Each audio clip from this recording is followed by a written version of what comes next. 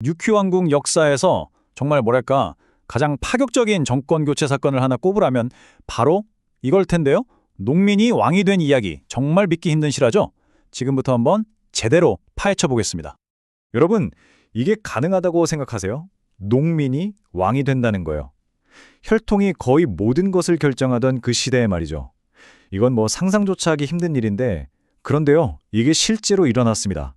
정말 놀라운 실화, 지금부터 같이 한번 따라가 보시죠. 자, 배경은 15세기 중반의 류큐 왕국입니다. 당시 왕국은 좀 위태로운 상황이었어요. 무능한 왕 때문에 나라 전체가 흔들리고 있었죠. 그런데 바로 그때 저변방 출신의 한 관리가 조용히 하지만 확실하게 사람들의 신망을 얻으면서 떠오르고 있었습니다. 당시 리더십을 보면 정말 극과 극이었어요.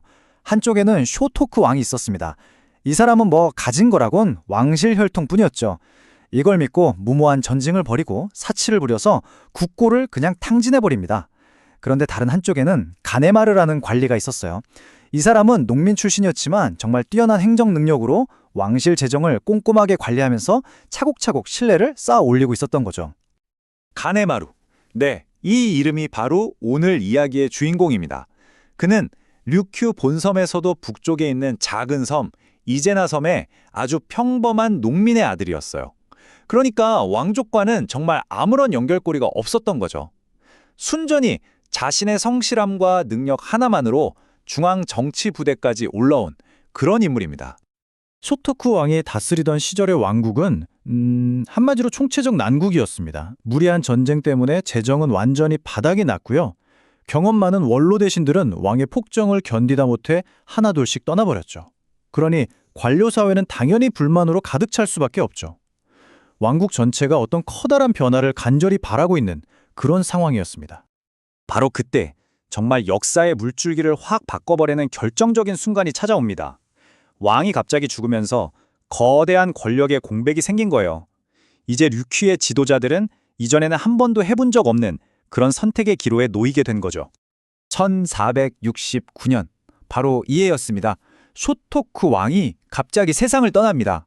왕국의 운명을 송두리째 뒤흔든 정말 극적인 전환점이었죠. 여기서 중신들이 정말 놀라운 결정을 내립니다. 보통 때 같았으면 그냥 왕의 아들을 다음 왕으로 세웠겠죠. 하지만 그 관례를 거부한 겁니다. 그들은 생각했어요. 이 폭정으로 무너진 나라를 다시 세우려면 왕의 피가 중요한 게 아니다. 실무 능력 그리고 백성들의 마음을 얻은 사람, 바로 그런 인물이 필요하다고요. 와, 이건 그야말로 혁명적인 생각이었습니다. 그래서 이 쿠데타 과정이 되게 복잡해 보일 수 있는데 사실은 이 네 단계로 딱 요약할 수 있습니다. 첫째, 왕이 갑자기 죽고, 둘째, 권력의 공백이 생기고, 셋째, 중신들이 왕위 세습을 거부하고, 마지막으로 넷째, 모두가 신뢰하던 바로 그 인물, 가네마루를 새로운 지도자로 추대한 겁니다. 아주 명쾌하죠? 자, 이렇게 해서 새로운 왕조가 문을 열었습니다. 그리고 이 새로운 왕은 즉위하자마자 아주 중요하면서도 굉장히 영리한 첫 번째 결정을 내립니다. 농민 출신 가네마루가 이제 공식적으로 류큐의 국왕 쇼엔으로 즉위합니다. 그의 시대가 공식적으로 막을 올린 거죠. 그런데 여기서 정말 흥미로운 질문이 하나 생겨요. 아니, 자기가 무너뜨린 왕조잖아요? 그런데 왜 굳이 그 이전 왕조의 성씨였던 쇼를 그대로 썼을까요? 여기에는 이 슈엔이라는 인물의 놀라운 전략적인 계산이 숨어 있었습니다. 핵심은 바로 외교였습니다.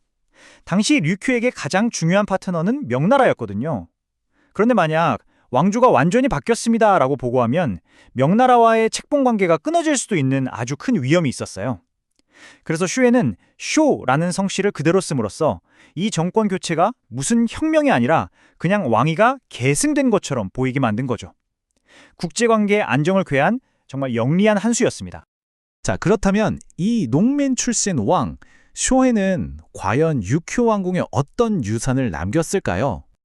쇼엔의 재위 기간은 7년으로 사실 그렇게 길지는 않았습니다. 이 기간 동안 그는 나라의 혼란을 수습하고 기틀을 다지는데 온 힘을 쏟았죠. 그리고 그가 이렇게 닦아놓은 안정적인 기반 위에서 그의 아들인 쇼신 왕이 류큐 역사상 최고의 황금기를 열게 됩니다. 놀랍게도 쇼엔이 피운 이 왕조는 무려 410년 동안이나 지속돼요. 두 왕조의 운명을 한번 비교해보면 정말 극명하게 갈립니다. 오로지 혈통에만 의존했던 제1차 쇼씨 왕조는 겨우 50년 만에 막을 내렸죠. 하지만 능력과 민심을 기반으로 세워진 제2차 쇼씨 왕조는 무려 410년 동안이나 류큐를 통치했습니다. 어떤 리더십이 더 강하고 지속 가능했는지는 역사가 증명해주는 셈이죠. 결국 이 사건은 단순히 왕 한 명이 바뀐 게 아니었어요. 류큐라는 국가의 운영 시스템, 그 패러다임 자체가 바뀐 겁니다. 누가 어떤 가문에서 태어났는지가 아니라 누가 진짜 능력이 있는지가 중요해지는 그런 관료제 국가로의 거대한 전환점이었던 거죠. 네, 바로 이겁니다. 이게 바로 쇼엔의 이야기가 우리에게 주는 가장 중요한 메시지예요. 그의 등장은 단순한 왕위 계승이 아니었습니다. 통치 권력의 정당성은 어디에서 오는가? 바로 이 질문에 대한 답을 혈통에서 민심과 행정 능력으로 바꿔놓은 진정한 의미의 혁명이었습니다.